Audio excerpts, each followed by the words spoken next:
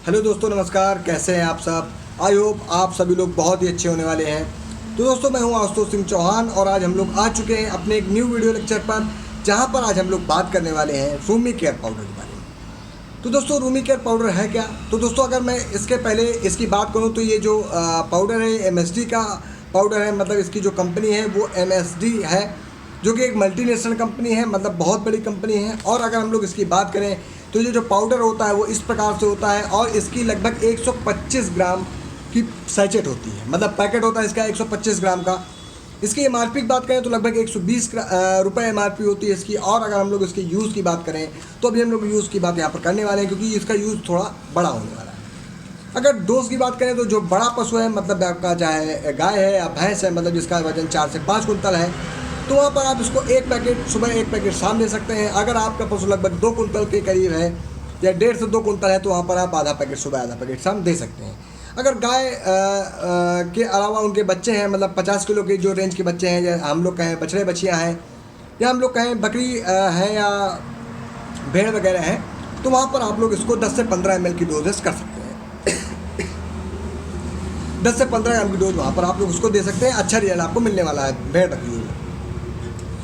Dose रहेगी दिन में 2 बार रहेगी। अगर मैं बात करूँ इसमें पड़ा क्या क्या हुआ है और ये कहाँ पर आप लोग दे सकते हैं, तो देखिए दोस्तों, अभी चल रही हैं गर्मियाँ और गर्मियों में आप लोग देख रहे हैं कि अभी इतना हाई टेम्परेचर है, हीट वेव चल रही है। और अभी आपने देखा कि एसी भी फेल हो गई है, तो हमारे जो पशु हैं वो भी क्या हो जा रहा है, उनमें दिक्कत आ जा रही है। वो दिक्कत किस प्रकार की आ जा रही है? आपने देखा होगा कि आपका पशु अचानक से दूध कम कर दे रहा है, या आपका पशु या कुछ पशु दूध कम कर दे रहे हैं, या कुछ पशु हाँफने लग जा रहे हैं, या कुछ पशु अचानक दाना चारा कम कर दे रहे हैं, या कुछ पशु लार डालने लग रहे हैं, या कुछ पशु बहुत ज़्यादा हाँफ रहे हैं, पानी कम पी रहे हैं, या हम लोग कहें कुछ पशुओं में अचानक से हीट स्ट्रोक आ गया, या हम लोग कहें उन पर उनको फीवर आ गया, और उनको या तो हम लोग कहें डिहाइड्रेशन हो गया, या उनका गोबर सूख गया, या हम लोग कहें उन्होंने एकदम से दाना चारा छोड़ दिया। इस प्रकार की जो सारी कंडीशंस हैं वो इस गर्मी में बन रही हैं, क्योंकि अभी देखिए दाना चारा नया आया है, तो उसके कारण क्या है, उसकी में गर्मी भरी है। जब गर्मी भरी है, पानी कम मिलेगा आपके पशु को, वो जानवर में जब दाना चारा खाएगा तो आपके पशु में क्या होगा, एसिडिटी बढ़ जाएगी, जिसके कारण आपके पशु के अंदर गैस बनेगी। जब उसमें गैस बनेगी तो उसके पशु का पे होगा पेट दर्द, उसको भूख नहीं लगेगी, उसको पेट भरा भरा लगेगा। तो इस प्रकार की कंडीशन आएंगी, जिसके कारण आपका पशु जो है एनरोक्सिया में चला जाएगा। एनरोक्सिया का मतलब है आपका जो पशु है वो दाना चारा नहीं करेगा, या छोड़ देगा, या कम करेगा, या धीरे धीरे करेगा, या उसको अपच हो जाएगी। ये सारी चीज़ें आपके पशुओं में हो सकती हैं। या हो सकता है कि आपके पशुओं में डिहाइड्रेशन हो जाए।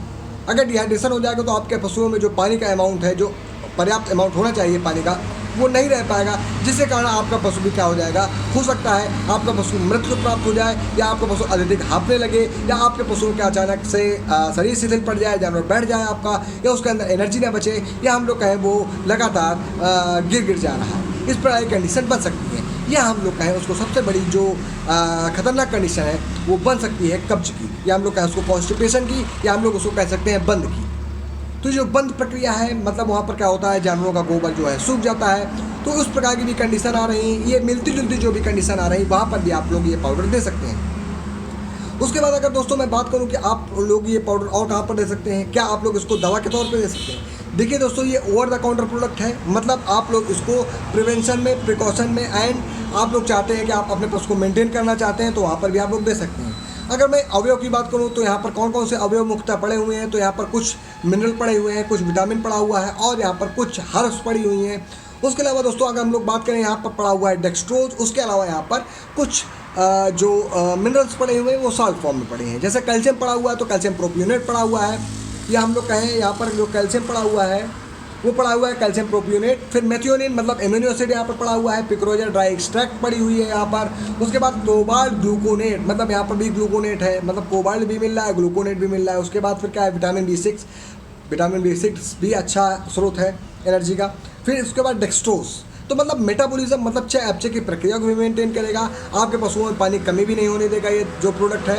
आपके पशुओं को क्या करेगा, जो मिल्क लॉस हो रहा है हीट वेव की वजह से, या हम लोग कहें जो आपका पशु हाँफ रहा है, या हम लोग कहें आपके पशुओं में जो कब्ज जैसी दिक्कत है, या गैस बन रही है, अपच हो गई है, इन सभी कंडीशन पे आप लोग दोस्तों ये दवा दे सकते हैं। आप ये जो दवा है ये आप अपने पशु को कभी भी दे सकते हैं। प्रेगनेंसी पर इसका कोई इफेक्ट नहीं है, कोई भी साइड इफेक्ट नहीं है।